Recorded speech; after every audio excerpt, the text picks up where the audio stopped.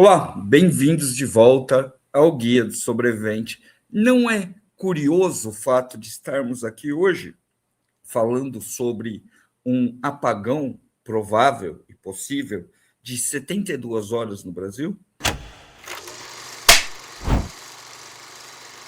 A primeira noite começa. Terminou, né? Você voltou do mercado 7 horas, viu os hospitais, viu como está. Começa a primeira noite de apagão absoluto. Ainda tem muito farol de carro, ainda tem muita gente com alguma coisa em casa ligando ou dando o seu jeito ali. Só que ninguém está tendo informação. Ninguém tem informação de nada, porque simplesmente a luz apagou. Não tem a Globo falando, não tem alguém entrando e dizendo para você o que está acontecendo, e o que você vai ouvir a nível Brasil é boato, porque nem mais as televisões estão funcionando. Então, você vai ouvir, sim, alguma informação do caminhoneiro, talvez de um policial, talvez, e isso pode ser até uma fake news involuntária. O que acontece sem informação e sem saber quanto volta, você vai ter medo, tensão, você vai ter uma situação tensa.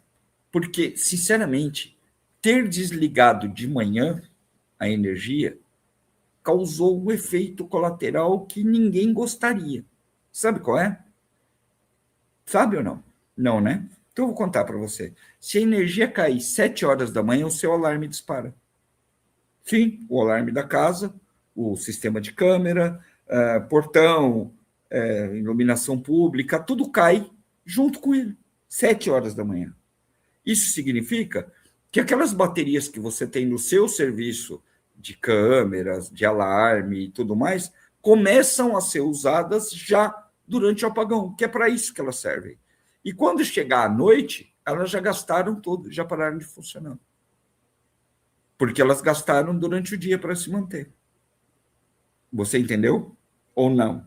Pois é. Quando chegar à noite, você não tem mais seu sistema de alarme, você não tem mais a sua câmera, porque ela já descarregou. A cerca elétrica parou de funcionar, o porteiro eletrônico parou de funcionar, porque todos eles têm uma cota. Fica 5, 6 horas ali. Quando você compra a melhor cerca elétrica hoje do mercado, ela fica 12 horas.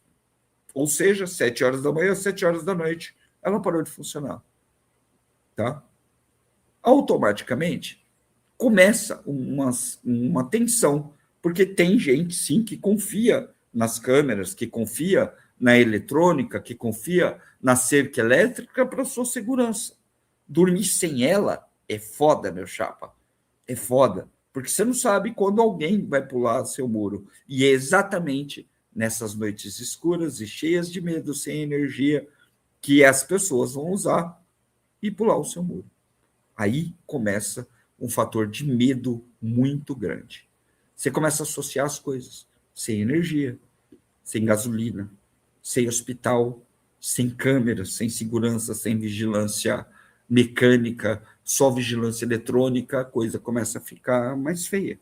Você já sabe também que se você não está conseguindo abastecer o seu carro, o policial também não consegue. O bombeiro também não consegue. O SAMU não consegue.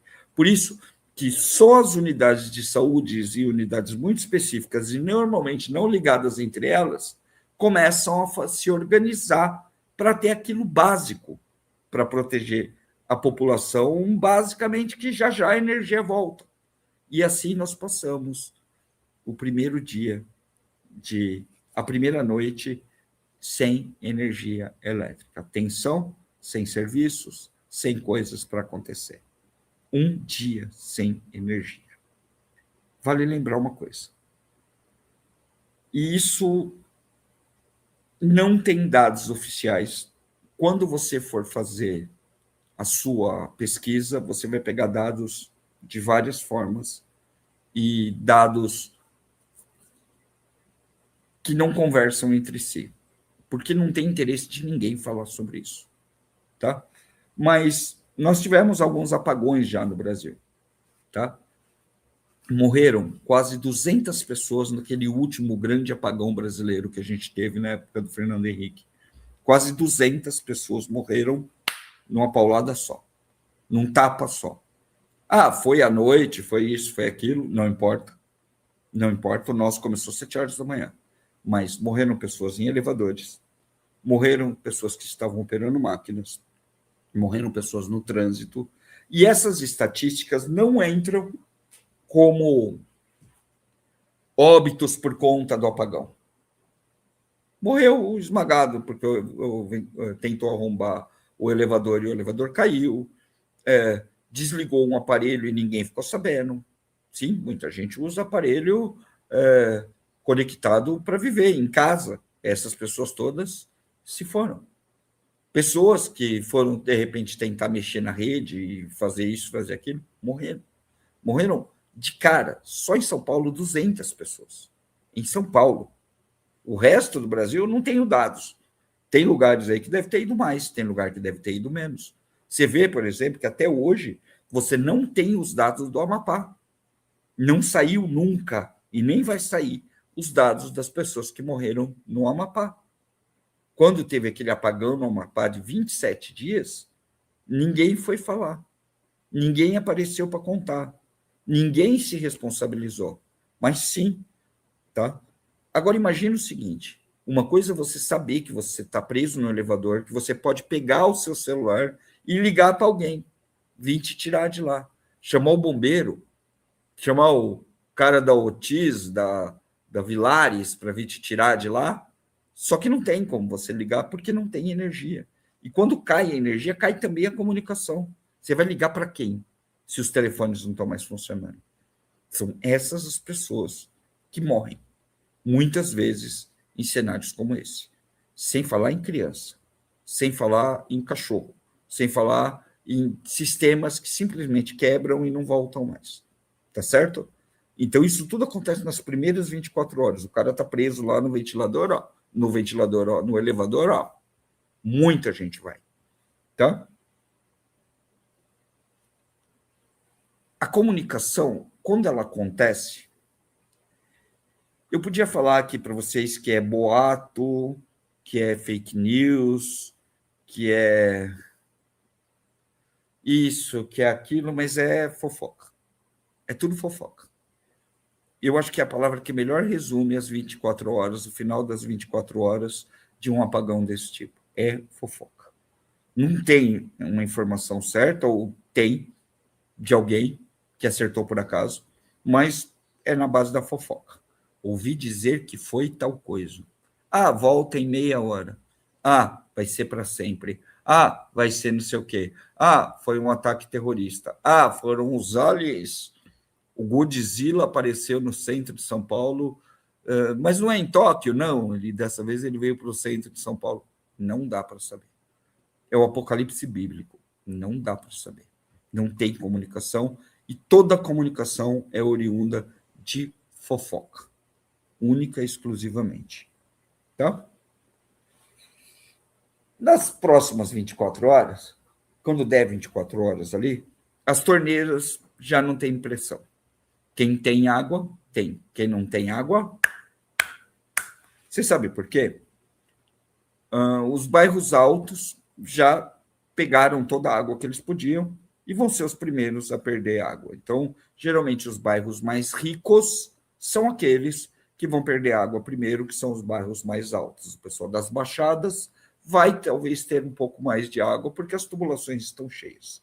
Tá? Mas o pessoal mais rico geralmente sabe se virar. Mais ou menos, porque nesse tipo de colapso que a gente está tratando aqui, os caminhões-pipa e as empresas que geralmente abastecem esses condomínios chiques, esses lugares, não vão estar funcionando também, porque elas não têm energia ou têm pouco. Então, já dá para você entender como vai ser caro você conseguir um caminhão-pipa só para colocar água aí na sua pequena estrutura. As torneiras já começam a ficar com aquela mijadinha de água. Vai sair, mas já vai começar a sair muito pouco água, e o que você puder armazenar, armazene, porque de resto vai demorar. Tá? A comida, depois de 24 horas, desligada. Depois de 5 ou 6 horas que os geradores e os sistemas off-grid seguraram dos supermercados e tudo mais, começa a estragar. Na geladeira, vai a primeira. O que é de geladeira vai primeiro. Geladeira sempre vai. Os freezers ainda seguram um pouco mais, talvez 24 horas. Só que o apagão começou ontem às 7. Hoje já é outro dia. Já foram 24 horas. Então, já está descongelando tudo, mas isso não significa que perdeu. Nessa hora, você vai abrir uma janela de oportunidade para a maioria dos supermercados, lojas grandes que vão tentar desovar aquilo de qualquer jeito. Você vai passar 2 dias ali tentando sacar seu dinheiro, um dia tentando sacar seu dinheiro, não deu certo. Você vai lá, vai estourar seu cofrinho de moeda, vai pegar algumas notas, alguns dinheiros e vai tentar conseguir. Nem que separe 5 minutos no agiota do bairro e pegue grana viva com ele, que a agiota sempre tem dinheiro, pegue uma grana viva com ele para pagar depois, aquele lance todo, você pega ali uns trocados e vai no mercado, você vai conseguir sim um frango, uma carne, uma coisa que vai estar chegando lá. Nessa hora já começou também a parar de chegar a distribuição, 24 horas, hein? Não estou falando de 2 dias, nem 3. A distribuição já está acabando. Simplesmente a bomba de gasolina parou e não tem caminhão para entregar. Ou se ele entregar, ele não volta. E assim vai, tá? Outra coisa que vai ser pesada nesse sentido é o transporte, tá? A logística meio que dá uma parada. Por quê? Não tem por que o caminhão começar a rodar sozinho, sem nada. Aqueles que já estavam em trânsito provavelmente terminem a jornada. Entregue o que tem que entregar, desove o que tem que desovar, porque aí é problema do outro, mas voltar ou fazer grandes caminhos não vai estar operando. Mas se ainda tem o transporte local. Nessa hora, alguém, espera-se, talvez tenha a iluminação brilhante de fazer o seu papel social. Por exemplo, um prefeito ou um governador ou alguém do tipo e falar assim, opa, peraí, já estamos a 24 horas. As próximas 24 horas a gente vai priorizar a cidade e o coletivo. Como? Vamos ver se o hospital ainda tem um pouco de gasolina. Vamos ver se o bombeiro tem. Vamos ver se o policial tem. Serviços emergenciais vão funcionar, nem que eles tenham que tirar essa gasolina de dentro do tanque do caminhão. Aí você está pensando assim, exagero da porra, não vou nem assistir mais essa live do inferno. Pois é, só que eles já fizeram isso. Isso já aconteceu e não faz muito tempo. 2018, o Exército pegava caminhão na rua. O Exército do Brasil, sim, pegava caminhão na rua, escoltava esse caminhão-tanque de um lado para o outro para poder colocar um pouco de combustível em algum lugar. E olha, não tinha um apagão rolando. Era só energia mesmo, pura e simples. Pegava o caminhão lá na pista e levava de um lado para o outro. Então, eles já mostraram que é viável. Se eu não me engano, foi o Temer que fez isso, na época. Mandou levar o caminhão de um lado para o outro, mandou quebrar a greve dos caminhoneiros, nem que seja na borracha, e foram abastecidos. E foi exatamente isso que eu estou te falando. Primeiro a polícia, depois os bombeiros, depois o SAMU, depois os hospitais, ou fora de ordem, mas nessa linha, tá? E depois que a coisa começou a voltar lá em 2018, foi só uma semana de greve dos caminhoneiros, não foi um apagão, eles já começaram. No caso do apagão, já seria na hora. Pau a pau. Começaria sem choro. Sem choro. Tá? Os bancos, sinceramente, por que você acha que um banco ficaria aberto numa situação como essa? Conta para mim. Por que você acha isso? Se algum de vocês justificar, eu mudo toda a minha cartilha aqui. Justifica aí. 24 horas de apagão. Certo? Por que o banco vai abrir? Se a energia não voltar. Conta para mim. Você acha realmente que o banco tem um caderninho esperando você lá para te dar o que você quer? Do caderno? Não vai, não vai. O cartão não vai funcionar, o banco é todo digital. Abrir o banco nas primeiras 24 horas é roubada. Por que ele vai fazer isso? Porque aí você vai entrar lá, você vai quebrar tudo, você vai ficar nervoso, você vai querer cancelar a sua conta, e ele não vai poder cancelar a sua conta porque não tem sistema.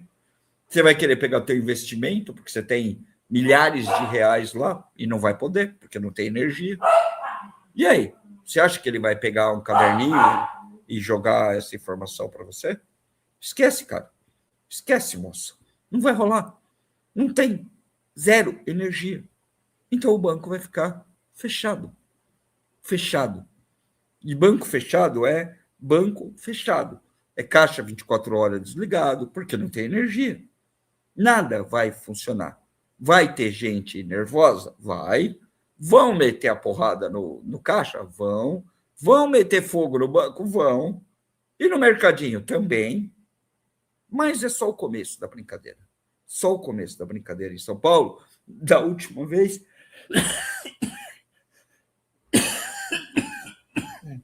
Em São Paulo, da última vez, foram 48 horas. Quando deu 48 horas, o povo começou a meter fogo na rua à noite. Em 6 ou 7 bairros de São Paulo que ficaram apagados já há pouco tempo atrás. Pouquíssimo tempo atrás. Tá? Até a farmácia fecha por falta de troco. Não é por falta de troco, não. A farmácia fecha para não ser saqueada. Ela vai tirar todos os remédios mais caros de lá, vai fechar e vai deixar o pau torar. Deixa o pau torar. Eu vou fazer o quê? Eles vão vender como? Algumas pessoas, eles talvez façam. Outras, não. Dando essas 48 horas, tá? Água já era. É a que tem em casa. A água do mercado não pode ser comercializada porque não tem dinheiro. E aí? Como é que a gente fica? 48 horas. Olha só o tamanho da merda. Muita gente já morreu. Em 48 horas. Muita gente já morreu em 48 horas. Muita gente. A noite continua a noite do terror, sem nenhuma lâmpada. Os carros já vão estar parados, porque se você for esperto, você volta para casa e não sai no outro dia. Porque se você sair de carro no outro dia, você vai ficar na estrada porque você sabe que não tem energia. E sim, isso vai acontecer. As pessoas vão falar uma para as outras. Eu vou atrás de combustível. Não, não vai, porque tal lugar não tem. Lembre-se, tudo está operando na fofoca. Na fofoca, na boca pequena. No seu tio Gilmar, seu tio Pedro, sua avó, sua tia, sua mãe. Elas vão estar dando informação para todo mundo. A dona Maria, da fofoqueira do bairro, ouviu lá do cara que estava passando lá, e gente boa, filho do sobrinho do meu amigo, ele contou que lá na região dele acabou por causa de tal coisa. E é isso que você vai saber. Essa informação que você vai saber. Você não vai ter nenhuma outra informação, porque acabou, não tem informação. Não tem Rede Globo. Não tem o radinho que você vai ligar e vai sintonizar alguma coisa.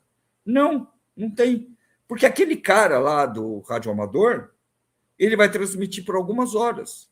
Se ele tiver energia, um banco de energia. Se ele não tivesse, o rádio amador dele foi ligado na tomada, não tem rádio amador.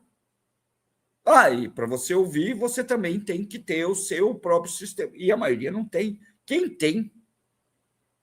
Então, acabou. Não tem informação. Não tem. Agora, nesse exato momento, quando está finalizando as 48 horas, vão começar um negócio que alguns autores ingleses, mais ingleses da Europa, chamam de negociações desesperadas, tá? Que é quando a pessoa começa a trocar tudo, até o brioco, por itens absolutamente básicos. Negociações desesperadas. As pessoas começam a fazer trocas desesperadas. Elas começam a trocar por coisas absolutamente simples, que faltam no dia a dia. Vai sim ter troca desesperada de remédio, vai sim ter troca desesperada das latinhas que vocês falaram aqui, vai sim ter troca desesperada de valores. A troca desesperada não é uma troca equilibrada, aquela justa. Não, não é. É uma troca que vai ter uma cota enorme de exploração. É o lance que eu te falei do cara lá do bairro, do AJ do bairro. Tá? Esse agiota ele vai estar emprestando dinheiro nessa fase para essas pessoas, em dinheiro em espécie, para essas pessoas poderem usar. Não vai ser mais 10 ou 20, vai ser por 30, 40. E as pessoas vão, de fato, fazer essa troca. Vão fazer essas coisas. Só com 48 horas sem energia. Tá? Nesse ponto, alguns sistemas vão ser péssimos. Vão ser os piores existentes nas 48 horas. E eu não quero que você fica bravo comigo com o que eu vou falar. Não quero. Mas se você está num condomínio e num apartamento, você está ferrado. Você está ferrado. Porque o condomínio e o apartamento vão sintetizar esse apagão de uma forma que vai tornar a situação toda ainda mais catastrófica para quem está dentro dele.